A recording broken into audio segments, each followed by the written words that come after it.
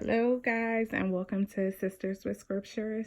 Tonight's Bible study was on letting go, and I feel like this was important because there are a lot of things that we may be harboring, and God really wants us to surrender those things. So, the way I like to do my Bible study is to start off with a prayer, and my Bible, which I have here. And what I'm reading off of is the Everyday Matters Bible for Women. It's practical encouragement to make everyday matter. And I got this from Barnes and Noble.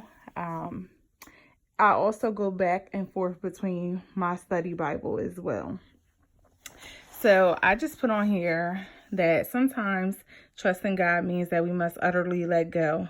Around the time Moses was born, the king ordered the midwives to kill the newborn sons of the Hebrews. In Exodus chapter 1, it was verses 15 through 17.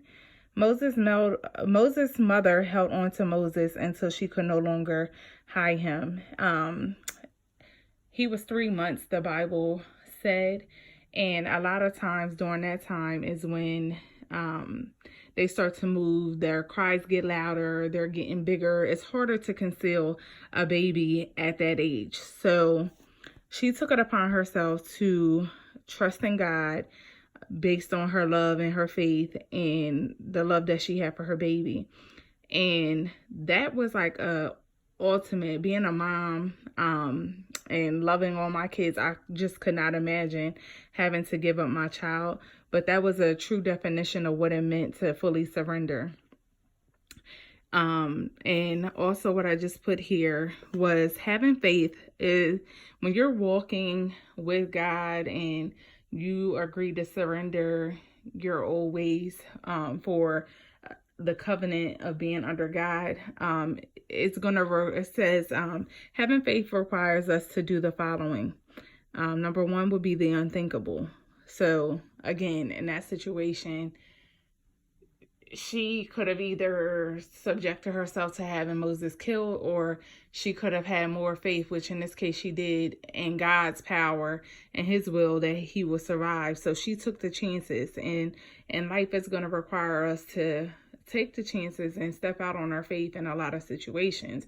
Maybe we're at a job that, God has been told us that it's time to let go. And I'll get into things to let go in a second. But it is going to require us to risk it all. You have to be okay with, I said in another video, if you are getting a word from God to let go of your car, don't have the mind frame like, oh, this is my only car. How am I going to get around? A characteristic of a God is that sometimes he's going to put you in situations to where he's going to want your only. But in that situation, I've never heard in the Bible where God has taken away something and did not replace it with something better to those that were deserving. Another is having faith is going to require you to step into a situation where you are completely powerless with the hope that God will bear us up in it. So ways to let go that I have found is to pray. And like I said in the video that I did about me buying my house, I looked at over 10 houses. And the one that I wanted was the one that I did end up getting, but I just really started to focus on the wrong things. I just said to myself, like, what if I don't get it? What if it doesn't work out for me? And my dad just told me, like, look, either you're going to worry or you're going to pray. You cannot do both. And at that moment, I just said, your will be done. And next thing I know, I was getting a call saying that my offer had been accepted.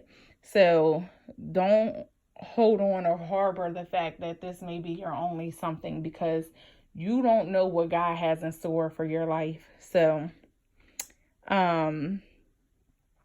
another thing to do in addition to praying is to put all of your burdens, problems, and unanswered question in God's hands. So when faced with a crisis, faith invites us to let go of our desire to control and reassures us that God is always in control. Giving up power is hard, but required in order to establish trust. So that's just like, would you get in a car with someone that you knew could not drive, no, you wouldn't. But if you've heard good things and, you've been in a car with somebody before, you're more likely going to want to get in a car with them again because they have gained your trust to be a safe driver. So that's basically what that was giving me. And relying on God allows us to be able to stand on the phrase that his will be done. So that's what I have there. And a list of things to let go is just like any bad habits. A lot of people may have like addictive spirit when it comes to food, smoking, drinking. Like these are things that, people don't always like to do or want to do, but they have had that in their life for so long. So I would just again say to pray and release that over to God, and he can break any addictions that you may have in your life.